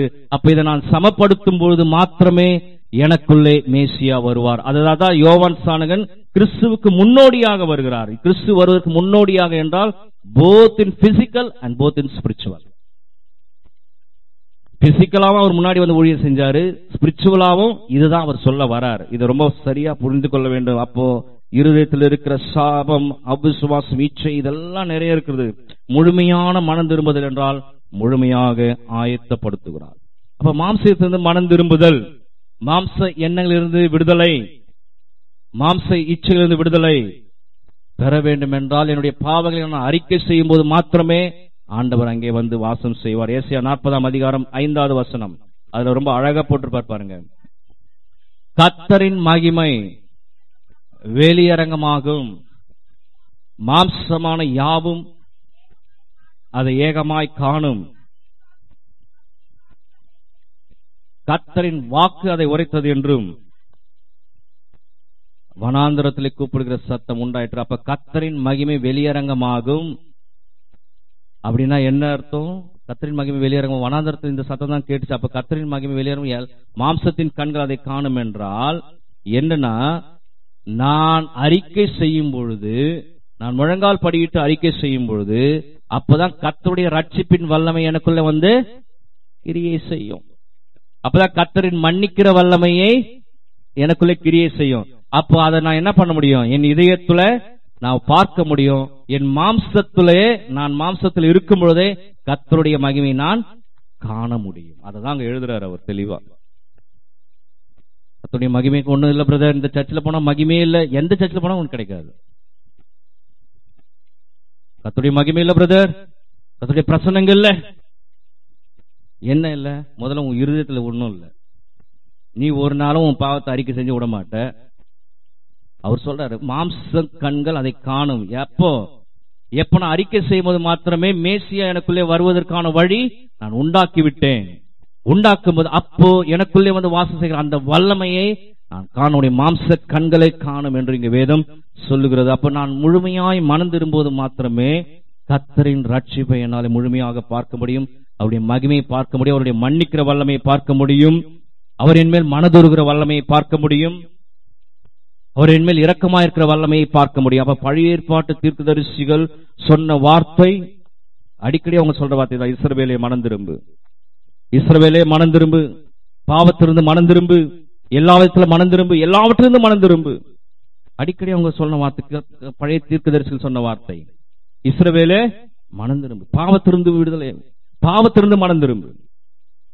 அவங்க அடிக்கடி சொன்ன தீர்க்கதரிசன வார்த்தைகள் இதுதான். இன்னைக்கு சொல்ற தீர்க்கதரிசனம் மாதிரி கிடையாது. இன்னைக்கு ஒரு தீர்க்கதரிசி உங்க வீட்டுல வந்து பாவத்திலிருந்து மனம் திரும்பினா இவர் ஏதோ எனக்கு தெரியும் போயான்றது. இப்படி சொன்னா நாம உள்ள விட மாட்டோம். நாம எப்படி சொன்னா உள்ள விடுவோம்? எப்படிப்பட்ட தீர்க்கதரிசி உள்ள விடுவோம்? பிளெஸிங். பரவாயில்ல சிஸ்டர், நல்ல வீடு கட்டிருக்கீங்க, அடுத்த வருஷம் கர்த்தர் இதை விட ஒரு 100 மாடி வீடு உங்களுக்கு கர்த்தர் கொடுப்பார். அதுல 4 பெட்ரூம் கட்டுவீங்க. 4 பெட்ரூம்லயோ 2 டன் ஏசி ஆண்டவர் என் கண்ணில் காமிக்கிறார். கரண்ட் பில் கூட கம்மியா தான் வரும் பிரதர், கர்த்தர் சொல்றார். ஐயா சொல்லிட்டார். கோயில் பக்கமே வந்திருக்காது அந்த அம்மா. இஸ்ரவேலே மனந்திரு, இதுதான் சொல்றான். இஸ்ரவேலே மனந்திரு, பாவத்திலிருந்து விலகு, பாவத்திலிருந்து விலகு. இதுதான் தீர்க்கதரிசன வார்த்தைகள். இதுதான் தீர்க்கதரிசன வார்த்தைகள். அப்ப மனம் திரும்புதல் ஒரு பிரச்சனையே அல்ல பிரதர். இன்னைக்கு எப்படி சொல்ல முடியும்? How we can dare? எவ்வளவு தைரியமா நம்ம சொல்றோம். மனம் திரும்புதல் வந்து யாரும் பிரசங்கம் பண்ணதே இல்லை. மனம் திரும்புதல் ஒரு பிரச்சனையே அல்ல என்று சொல்லுகிறோம். அவர் சொல்றார், அப்பதான் கர்த்தரின் மகிமை வெளியரங்கமாகும். மாம்சத்திலே நீ பார்க்கணும்னா கர்த்தருடைய வல்லமையை நீ அறிக்கை செய்யும் போது மாத்திரமே அவருடைய ரட்சிப்பின் வல்லமை நீ காண முடியும். அப்ப யோவான் ஸ்நானகன் சொன்னார். யோவானுக்கு முன்பாக கடைசி தீர்க்கதரிசிகள் வரை இதுதான் சொன்னார்கள். எல்லாரும் இதான் சொன்னாங்க. அப்ப கடவுள் அண்டை வருகிறதற்கு என்னுடைய முதல் படியே, வேற எந்த படியிலையும் நான் கடவுளோட போய் ஜாயின் ஆக முடியாது. மீதி எல்லாம் முதல்ல ஒரு ட்ரெயின் போதுன்னா முதல்ல இன்ஜின் மெயின். இன்ஜின் இல்லாத கடைசி பெட்டி தூக்கின்னு போய் நான் முதல்ல விட்டு ஓட்டு நிற்பேன்னா என்ன கதை அது? முதல்ல இன்ஜினே இதுதான். இன்ஜினே இது. என்னுடைய பாவங்களை நான் அறிக்கை செய்யும் போது, அதை அறிக்கை செய்வதற்காக உண்மையாக மனசாக நான் அறிக்கை செய்வது, கடவுள் எனக்குள்ள வந்து வாசம் செய்வார். அப்பதான் எனக்கு இன்ஜின் ஸ்டார்ட் ஆகும். அதுக்கப்புறம் மீதி கம்பார்ட்மெண்ட்லாம் கூட வரும். நான் எடுத்த உடனே கடைசி காடை தூக்கி போய் ஓட்டி நிற்பேன் அப்படின்னா ட்ரெயின் ஓடாது. ட்ரெயின் தலைமையில தான் ஓடும். எப்போ? நியாய தீர்ப்பு நாள் வந்து நிற்கும். இன்னைக்கு அடிப்படை கிறிஸ்தவம் மறந்து இருக்கிறோம் நாம். லூக்கா 5ஆம் அதிகாரம் 32வது வசனம். லூக்கா 5:32. நீதிமான்களை அல்ல பாவிகளை எதுக்கு அழைக்க வந்தாரு? பாவிகளை என்ன வணங்குன்னு அதுக்கு அழைக்க வந்தாரு. மனம் திரும்புதலுக்கு அழைக்க வந்தார். மனம் திரும்புதலுக்கு அழைக்க வந்தேன். நீதிமான்ல இல்லை. எனக்கு நீதிமான்ல பத்தி கவலையே இல்லை. நீதிமான் சொல்றவள சும்மா அவன் செல்ஃப் ரைச்சஸ் பீப்புள். அதை பத்தி நம்ம இன்னொரு நாள் பார்ப்போம். பாவிகளை மனம் திரும்ப, அவன் பாவத்திலிருந்து விடுதலையாக வேண்டும் என்றால், பாவத்திலிருந்து விடுதலையாக வேண்டும் என்றால் பெரிய இதுக்காக 40 நாள் உபவாசம் 50 நாள் உபவாசம் பொண்ணு உட்காந்து அழுதுன்னு இருக்காதீங்க. ஒன்னும் இல்லை, உங்க பாவங்களை அறிக்கை செய்யுங்க. அதுக்கப்புறம் கர்த்தருடைய வல்லமை உங்களுக்குள்ள கிரியை செய்யும். ரொம்ப சிம்பிளா சொல்றாரு. அறிக்கை செய்யணும். நம்ம சர்ச்சில் அறிக்கை செய்யற அந்த அறிக்கை கிடையாது. பாவரிக்கை அப்பதான் உள்ள வரது வெளியே ஓடுறது அந்த பாவரிக்கை சொல்ல. மனம் கசந்து தாவீது எழுதின அந்த சங்கீதம் 51 எடுத்து வாசிங்க, 32 எடுத்து வாசிங்க. அதுல எப்படி அவன் அறிக்கை செய்யறான் அது மாதிரி நீங்க ஒரே ஒரு நாள் அறிக்கை செஞ்சு பாருங்க. அதுக்கப்புறம் கர்த்தருடைய வல்லமை உங்களுக்குள்ள எப்படி கிரியை செய்து நீங்க பாப்பீங்க. எளிமையா பாவத்தை விட்டு வந்துனே இருக்கலாம். மிக எளிமையா பாவத்தை விட்டு வரலாம். அப்பதான் சொந்த கண்களை நீங்க காண பார்ப்பீங்க. மாம்சத்துல நீங்க பார்க்கலாம் கர்த்தருடைய மகிமை என்னன்னு. நான் அறிக்கையே செய்ய மாட்டேன், அதை பத்தி கவலையப்பட மாட்டேன் பிரதர் அப்படின்னா அதுக்கு ஒன்றும் பண்ண முடியாது. பாவிகளை மனம் திரும்பினான் அழைக்க வந்து. அப்ப ரட்சிப்பு என்பது என்றால், அப்ப ரட்சிப்பு வாட் இஸ் சால்வேஷன்? ரட்சிப்பு என்ன? இயேசுவை ஏற்றுக்கொள்வது அல்ல, என் பாவங்களை அறிக்கை செய்து விட்டு விடுவதுதான் முழுமையான ரட்சிப்பு. ரட்சிப்பு என்பது ஃப்ரீ டிக்கெட் டு ஹெவன் அல்ல.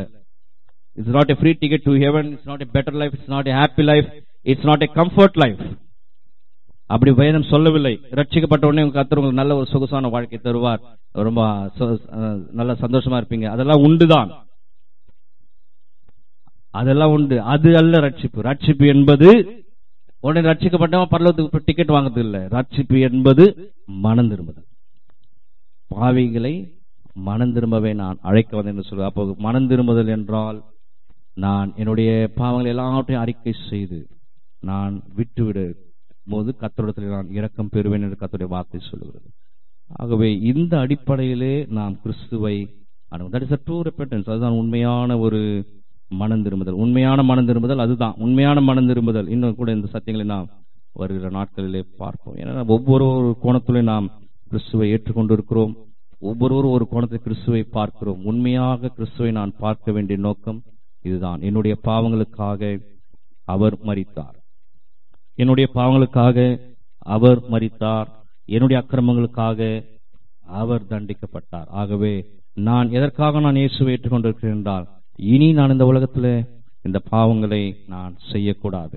நான் தனிமையில இருக்கும் பொழுது நான் என்னுடைய பாவங்களை எல்லாவற்றையும் அறிக்கை செய்து என் கோணலான என் இருதயம், என் கரடு முரடான இருதயம், என் பள்ளமான இருதயம் எல்லாவற்றையும் செவ்வைப்படுத்தும் போது, எல்லாவற்றையும் எப்படி செவ்வைப்படுத்த முடியும்? நான் அறிக்கை செய்ய அது எல்லாமே சமமாகும். அப்போது மேசியா எனக்குள்ளே வந்து வாசம் செய்வார். அப்போது என்னுடைய சொந்த மாம்சத்துள்ளே நான் அவருடைய வல்லமையை நான் பார்க்க முடியும். ஆகவே இது கண்களை மூடி கர்த்தருடைய சமூகத்தை நோக்கி நான் பார்ப்போம். ஒரு 5 நிமிடங்கள் இந்த வார்த்தை உங்கள் வாழ்விலே மாற்றங்களை உண்டு பண்ணும் என்றால், ஒரு 5 நிமிடங்கள் நீங்களே ஆண்டவரே நான் இந்த காரியங்களாம் செய்திருக்கிறேன், உங்கள் உள்ளத்தோடு கூட கர்த்தர் பேசுகிற ஒரு நேரம் இது. உங்களுக்கு தெரியும், நான் சொல்ல வேண்டிய அவசியம் இல்லை. நான் கர்த்தருக்கு விரோதமாக என்னென்ன காரியங்களை செய்திருக்கிறேன் இந்த உலகத்துல. ஒருவேளை நான் கிறிஸ்தவன் என்றால் நான் இதுக்கு முன்னாடி விக்கிரகத்தை வணங்கி கொண்டிருந்தேன், நான் கிறிஸ்துவை ஏற்றுக்கொண்டேன். அது அல்ல, அது மனம் திரும்புதல் அல்ல. அது மனம் திரும்புதல் அல்ல. மனம் திரும்புதல் என்றால் பாவத்திலிருந்து அறிக்கை செய்து, நான் செய்த பாவங்கள் எல்லாவற்றுக்கும் இயேசு என்னை அவர் சிலுவையில் அடிக்கப்பட்டார். ஆண்டவரே என்னையும் நீர் ஆண்டவரை ஏற்றுக்கொள்ளும். ஆண்டவரே அந்த கல்வன் சொன்னது போல வந்து ராஜ்யத்தில் வரும்போது அடியேனை நினைத்தொள்ளும் என்று சொன்னது போல, இந்த மாலை வேளையில் நாம் நம்மை ஒப்பு கொடுக்கும் பொழுது, அறிக்கை செய்யும் பொழுது மாத்திரமே எல்லாரும் ஒரு விஷயம், எதற்காக நீங்கள் இயேசுவை ஏற்றுக்கொண்டிருக்கிறீர்கள்? எதற்காக நான் இயேசுவை ஏற்றுக்கொண்டேன்? இயேசு சிலுவையில் தொங்கினது காரணமே பாவத்திற்காகத்தான். பாவத்திற்காக இயேசு 53 மிக அழகாக சொல்லுகிறார், உங்கள் மீறுதல் நிமித்தம், உங்கள் அக்கிரமங்கள் நிமித்தம் தேவன் தம்முடைய குமாரனை அவர் அடித்தார், நொறுக்கினார். எதுக்கு? மீறுதல்கள். எது? பாவ மீறுதல்கள். அதுதான் அடிப்படை. அதுக்காக தான் சிலுவையில் அவர் தொங்கினார். என்னுடைய மீறுதலுக்காக நீர் அடிக்கப்பட்டீரே, என்னுடைய அக்கிரமங்களுக்காக நீர் அடிக்கப்பட்டீரே, என்னுடைய பாவங்களுக்காக நீர் சிலுவையில தொங்கினீரே. ஆண்டவரே, தகப்பனே, நான் அறிக்கை செய்கிறேன்ப்பா, இந்த பாவம் இன்னும் என்னுக்குள்ள இருக்கிறதா ஆண்டவரே, இதை என்னால விட முடியல. அறிக்கை செய்யுங்கள், கர்த்தருக்கு முன்பாக அறிக்கை செய்யுங்கள். அறிக்கை செய்யும் பொழுது அப்பொழுது கர்த்தருடைய ரட்சிப்பின் வல்லமை உங்கள் இருதயங்களில் நீங்கள் உணர ஆரம்பிப்பீர்கள். கர்த்தருடைய ரட்சிப்பின் வல்லமை, கர்த்தருடைய மன்னிக்கிற வல்லமை, ரட்சிப்பின் வல்லமை உங்கள் சொந்த கண்களிலே நீங்கள் காண்பீர்கள். அவருடைய மகிமையை நீங்கள் காண்பீர்கள். எந்த அளவிற்கு உங்கள் பாவங்கள் சிறையில் இருந்தாலும் பரவாயில்லை, அதை வெண்மையாக மாற்றுகிறவர் அவர். அதை வெண்மையாக மாற்றுகிறவர். இந்த அடிப்படையில் நீங்கள் கிறிஸ்துவை ஏற்றுக்கொண்டிருப்பீர்கள் என்றால் அது சரியான ரட்சிப்பு. அதுதான் உண்மையான ரட்சிப்பு. நான் தொடர்ந்து பாவத்தில் இருப்பேன் பிரதர், ஆனா கிறிஸ்துவை ஏற்றுக்கொண்டிருக்கிறேன் என்றால் அது சரியான ரட்சிப்பு அல்ல. அது ஏதோ ஒரு தவறான ஒரு சிந்தனையில் நீங்கள் இருக்கிறீர்கள். உண்மையான ரட்சிப்பு அது மட்டும்தான். உண்மையான ரட்சிப்பு அது ஒன்றே ஒன்றுதான். அதனால்தான் யோவான் சொல்கிறார், மனந்திரும்பலுக்கு ஏற்ற கனிகளை கொடுங்கள். மனந்திரும்பலுக்கு ஏற்ற கனிகளை கொடுங்கள். கோடாரியானது இப்போதே வைக்கப்பட்டிருக்கிறது. நீங்கள் கனிகளை கொடுக்கவில்லை என்றால் கோடாரியானது வைக்கப்பட்டிருக்கிறது. கர்த்தருடைய வார்த்தை சொல்கிறது, மனதிற்கு ஏற்ற கனிகளை கொடுங்கள். கர்த்தர் உங்களை சுத்திகரிக்க அவர் வல்லவராய் இருக்கிறார். ஓலையான சேற்றி நின்று தூக்கி எடுத்தவரே, ஓலையான சேற்றி நின்று தூக்கி எடுத்தவரே, எங்கள் பாவம் கழுவி தூய்மையாக்கும் இந்த வேளையிலே, எங்கள் பாவம் கழுவி தூய்மையாக்கும் இந்த வேளையிலே, ஆவியானவரே, அன்பின் ஆவியானவரே, இப்போ வாரும், இறங்கி வாரும் எங்கள் மத்தியிலே, இப்போ வாரும், இறங்கி வாரும் எங்கள் மத்தியிலே. உலையான கழுவின்று சேற்று நின்று நம்மை தூக்கி எடுக்கிறவர் அவர். உங்கள் பாவங்கள் எவ்வளவு இருந்தாலும் சரி, அதை பஞ்சை போல வெண்மையாக மாற்றுகிற கிருபை அவரிடத்தில் மாத்திரமே உண்டு. அந்த விசுவாசத்தோடு கூட, ஆண்டவரே இதற்காக தான் உம்மை ஏற்றுக்கொண்டிருக்கிறேன். என் இருதயத்தில் இருக்கிற பாவ காரியங்கள், என் இருதயத்தில் இருக்கிற பெருமைகள், பொறாமைகள், ஆணவங்கள், அகம்பாவங்கள், இச்சைகள், மாம்சிக இச்சைகள், கண்களின் இச்சைகள், எல்லாவற்றையும் ஆண்டவரே சமூகத்தில் ஒப்புக் கொடுக்கிறேன். எல்லாவற்றையும் சமூகத்தில் ஆண்டவரே தயவு செய்து நான் செய்த இந்த பாவங்களுக்காக என்னை மன்னிங்கப்பா.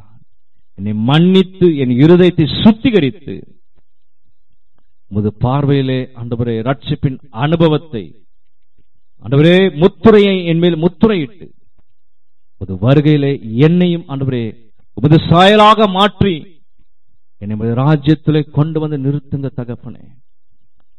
என்னை முழுமையாய் ஒப்புவிக்கிறேன் ஆண்டவரே, என்னை முழுமையாய் ஒப்புவிக்கிறேன். உம்மால் மாத்திரமே முடியும். என்னுடைய சுய நீதி அல்ல. நாங்கள் இதை செய்து அதை செய்து உம்முடைய பரலோகத்திலே களி கூறுவதை நாங்கள் பெற்றுக்கொள்ள முடியாது.